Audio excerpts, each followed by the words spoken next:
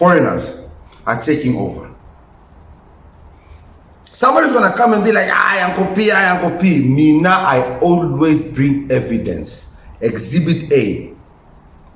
Chair, CFO, where are you born?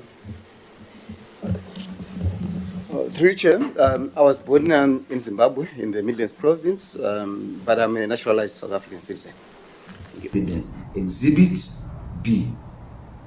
VC, do you agree that the current EE plan chooses foreigners above South Africans? To this party. This party protects foreigners. These laws, the Constitution of South Africa, protects foreigners. So people like this. I have no problem. My accountant is a Zimbabwean. Yes. They're saying, no, Uncle P, your message is pure hate, is separation. Angola unemployment rate 2021 was 15.8. Let's go. The Republic of Congo unemployment rate currently at 19.8. According to the trade economy, this is decreasing. Decreasing. A country with war, their economic unemployment rate is decreasing. How? I'm like, hi, what's wrong? Let me search further. We go. What is the unemployment rate of Nigeria in 2025? The unemployment rate in Nigeria is forecast to 4.84 in 2025. The unemployed people in Nigeria is forecast at 5. I mean, let me ask a different question. Which country has the highest unemployment rate in the world? Would you believe how South Africa, it doesn't only stay South Africa, it stays consistently holds the highest unemployment rate globally. Exhibit, I don't know if this is exhibit C. I'll tell you right now, when I have problems with my gate or with my electricity or with my plumbing, and I Google plumber, electrician, gate repairs, when I call, it's either a Zimbabwean or an Afrikaner man who answer to come and fix anything that I need fixed at the house. Exactly. And that's the reason why they keep reminding us they are going nowhere. They will go nowhere. I won't go. I think I can go maybe if they carry me from here to Zim. But if they just say it on TV, I won't go. Because at the end of the day, guys, this reality will remain the reality of South Africa. Africa, we heard you, we heard your crisis, but then now my concern is on the GNU government. Can the ruling party and our ruling party back home in Zim, can they fix this? Yo, what's happening, guys? Your boy Uncle P with another episode of Uncle P's podcast. Guys, you know, I've not been going really hard on foreigners, and people are beginning to catch feelings, you know. But it is comments like this that reminds me that I have to keep doing what I'm doing. You guys are idiots. Only immigration officials are allowed to ask for someone's status. And you, Mr. P, you're also a foreigner that's spewing nonsense and hate against non-South African citizens. I'm not going to defend myself. I'm not going to even try to explain myself. This means this person doesn't know my channel. Welcome to Uncle P's podcast. Take a seat. It's going to be a bumpy road. But there was a comment that led to me doing this video. You know, Uncle P, the victim mentality coupled with arrogance and stupidity, entitlement, and just being plain heartless is scary. Illegal immigrants are not here for greener pastures. No, they are here to replace the South Africans. That's all. And I totally agree with that statement. But a statement that I also agree with is the following. You can talk till you tire, let them go. Guys, we can talk and talk and talk. Foreigners are taking over. Somebody's gonna come and be like, Uncle P. Me now, I always bring evidence. Exhibit A. Chair, CFO, where are you born? Through Chair, I was born in Zimbabwe, in the Midlands province, but I'm a naturalized South African citizen. Thank you.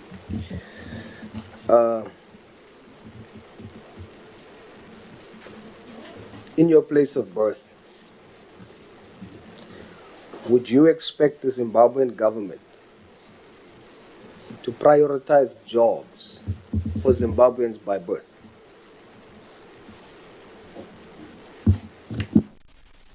I don't know if it's fair for me to answer that question. I thought probably I'm conflicted. I do not to answer you, but I thought maybe that question. Assuming this guy is more intelligent than me, but yet I understand the question. The question is simple. Should a country prioritize, yeah? This is not the time for this English to deplete, man. We got shit to do. Prioritize their citizens or others over their citizens. Because Le Muntu is a foreigner, is a Zimbabwean, who has a position, a high position in a university. So they're asking him, in your country, should your country do the same thing that South Africa just did? We continue to listen. Why would you be conflicted? You are born in Zimbabwe. I'm sure you are proud to be born in Zimbabwe. I'm naturalized as a South African chap. But you are born in Zimbabwe. Yes. And as someone born in Zimbabwe, would you expect the government in Zimbabwe to ensure that Zimbabwean citizens by birth are prioritized for jobs? That's not a conflicting question. What do you think, honestly? I'm not sure if I should answer the question because I feel I'm conflicted, Chairperson. But obviously, I think maybe see for what you. He can't answer the question because the answer to that, no. He should never have gotten that position. So people will come and say, yeah, Mara Uncle P, everybody applied and then he got opportunity. But for me, I'm not here to just yap, make noise. I always bring evidence. Exhibit B. VC, do you agree that the current EE plan chooses foreigners above South Africans? It's not choosing foreigners over South Africans. It's about also factoring our internationalization efforts. And we've got a 10% cap, as you would know. It's not a matter of choosing South Africans over, foreigners over South Africans. So your answer is no? My answer is I don't think. Is that a no or yes? No. No. All right. Let's look at slide number 10.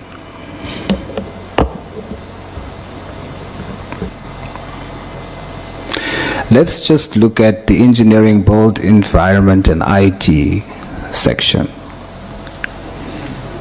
Colored male, Indian male, chairperson of council, look at that there. 1.0% is permanent academic staff. No Indian female there in that entire faculty. Colored male, 1.6%. No colored female there. Foreigners, altogether, both foreign female and male, 15%. Imagine. So when I say that, guys, they are trying to replace South Africans, they're not only trying to replace black South Africans, coloreds, Indians, any South African that is not a Muzungu, they want you gone. Because your vote will never go to this party. This party protects foreigners. These laws, the Constitution of South Africa, protects foreigners. I've proven it on this video and many other videos. Imagine both male and female foreigners, 15%, they are hired more than coloreds and Indian South Africans. Evidence that they are not only targeting black South Africans, they are targeting South Africa in general. Because they cannot afford to lose this country to black South Africans.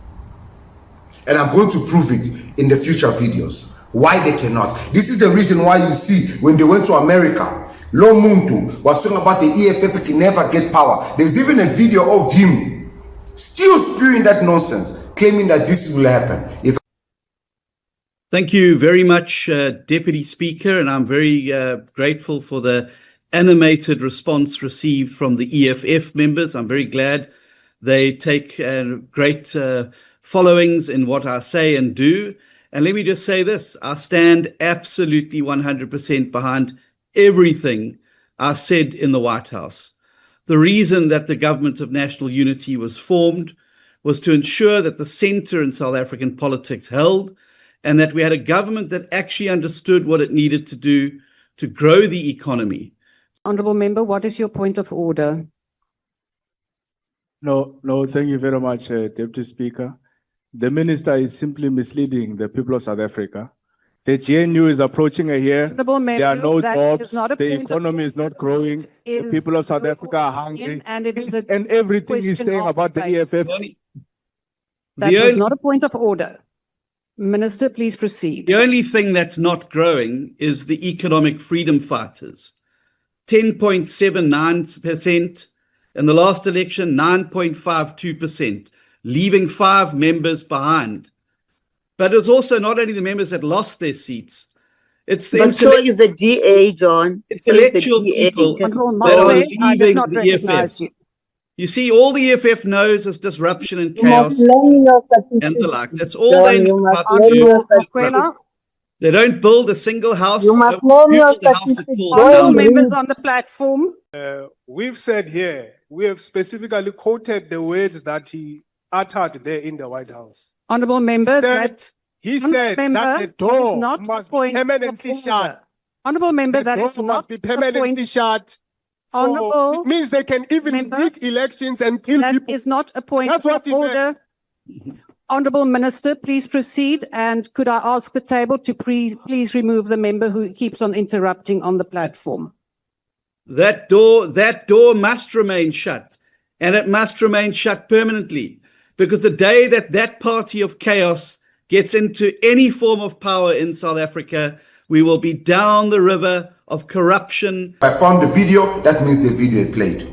But guys, I can bring you, just to show you that these foreigners are not only here, taking jobs in the universities or high places. And why the title of this video is that South Africans are their own worst enemies. I'm assuming that's what I named this video. If not something similar to that. It's because of people like this.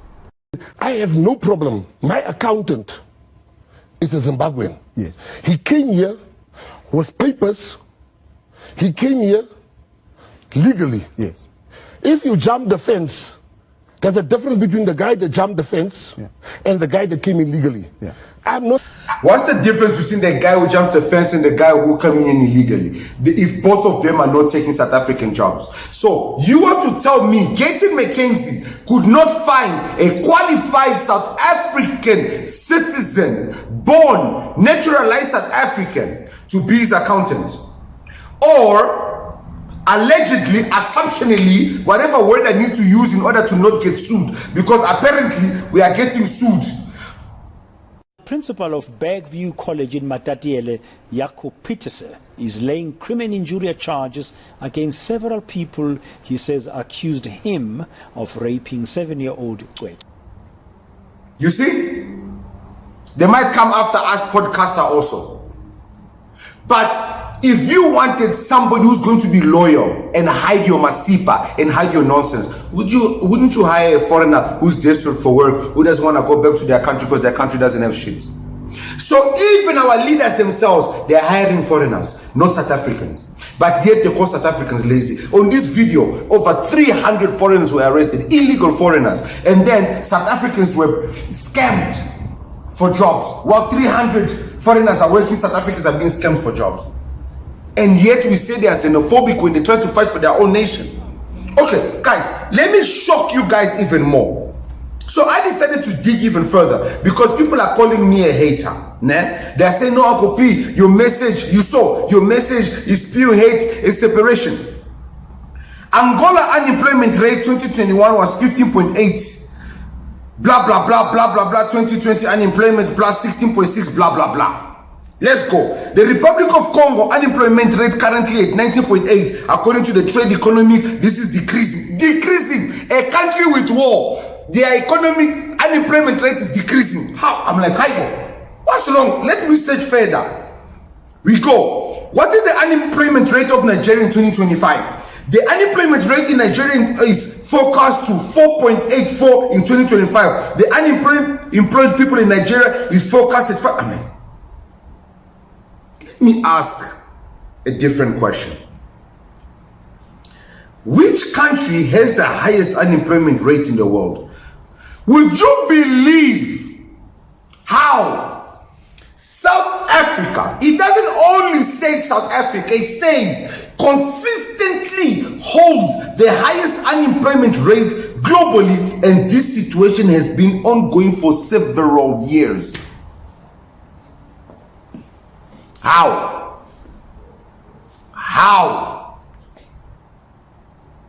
South Africa. Highest overall rate, South Africa officials unemployment rate often in the range of 30 to 35%, a significant portion of South African unemployment problem attributed to the high youth unemployment rate, which we know now is 75%. Imagine South Africa is #1 in unemployment rate in the world. But foreigners are finding jobs here. Foreigners are unemployed here. And I'll tell you exactly why. Clever blacks, those people that think that they know better. Exhibit, I don't know if this is Exhibit C. I'll tell you right now, when I have problems with my gate or with my electricity or with my plumbing, and I Google plumber, electrician, gate repairs, when I call, it's either a Zimbabwean or an Afrikaner man who answer to come and fix anything that I need fixed at the house. Exactly. And that is a problem. And I'm not going to blame the Zimbabweans for that. Why is it that our people cannot do it themselves? Why is it that our people cannot do it for themselves? Let me tell you, Mr. DJ Fresh Ignorant. What you do when you search for these plumbers, you search for the cheapest one. You don't search for the qualified one. Because if you change your search to qualified, you'd have an issue. You'd get South Africans and white people only. The white person's price will be high. The black South African's price will be the normal that you also don't want to play. You go and search for the cheap, illegal foreigners' services. Because while they're there, you can even give them an extra job here and there because you know they're desperate.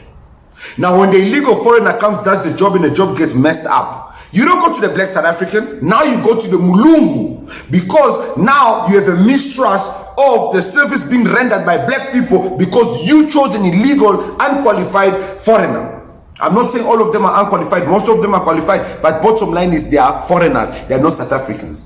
You skip South Africans because you've already created this notion that South Africans are lazy. They don't do their job well. And if they do the job and the job doesn't get done well and you try to come back at them, it's going to be a court dragging left and right. But this... You see, the problem is us who hire these foreigners. Us who seek for their cheap labors. That's the reason why they keep reminding us they are going nowhere. They will go nowhere. I won't go. I think I can go maybe if they carry me from here to Zim. But if they just say it on TV, I won't go.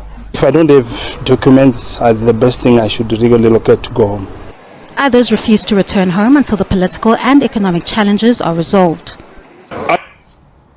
They will not go home. And you know what's worse?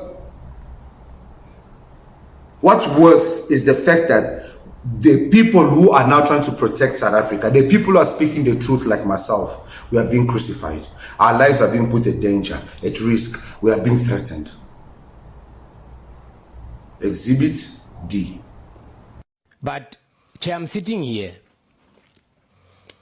The chair has arrived here with her bodyguards. They've taken away my security. I flew alone. There were people that tried to kill me twice, and they know it. And that's why I've got security. today, I'm for the taking, Chair. And they made sure. And for me, Chair, let me say this as I conclude. Yeah, conclude. I'm prepared to die, Chair, for the truth. I am prepared to die for taking on the likes of Discovery, the likes of Bonitas, the likes of Gertnel and Associate, the likes of any other person in the interest of South Africans. This 50 billion that we talk about was going into those hands. Today it's sitting in the hands of South Africans, and I'm proud of it. He fought for South Africa and took money from these false claiming companies for RAF because they were claiming for foreigners.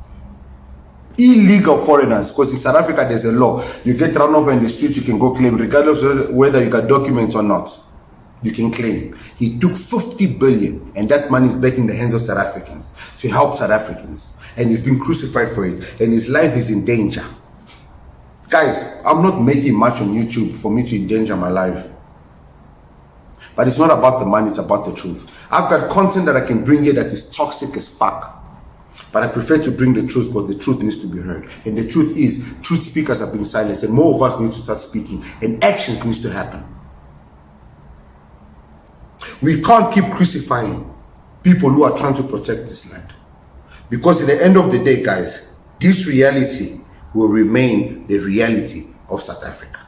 Africa, we heard you. We heard your crisis, but then now my concern is on the GNU government. Can the ruling party and our ruling party back home in Zim, can they fix the situation in Zim? Because we're facing this, everything that everyone is complaining about is because of the two governments, of the African governments that are not sorting out the issues of other African countries. Africa. So basically, in conclusion, South Africa, you are responsible to fix Zimbabwe and the rest of Africa. Like, guys, you know what, nah. I'll see you guys in the next one. Cheers. And today, I publicly declare Julius Malema's EFF to be political enemy number one of the Democratic Alliance.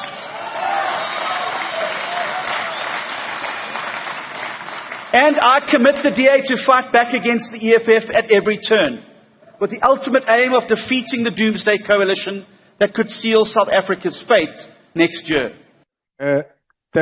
Thank you very much, Deputy Speaker. Perhaps we must ask the Minister if it counts as building when he sleeps with the wives of his colleagues in his political party. Member, Honourable. Anything that happens to me, Chair, I'm not a coward. I've never been brought up like that. And for me, it's fine. Thank you. Thanks, Chair.